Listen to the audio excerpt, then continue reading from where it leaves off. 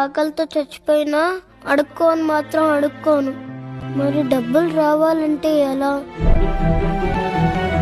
అన్నా,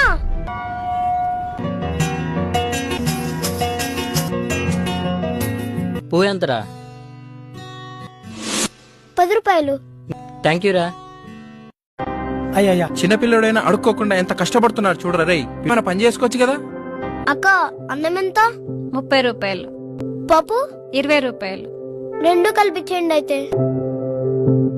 అయ్యా పక్కనే కూర్చొని అడుక్కోమని చెప్పాను కదా, ఎక్కడికి వెళ్ళావు? మనం అడుక్కోవద్దు నాన్న. అడుక్కుపోతే తిండెట్లా వస్తుంది అనుకున్నావు? పూలమ్మే నాన్న. ఇదిగో.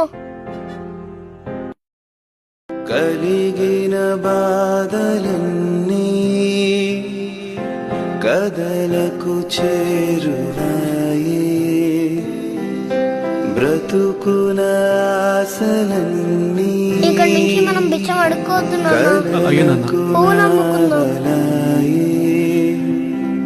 ఉన్నట్టు బాయ్ నాన్న.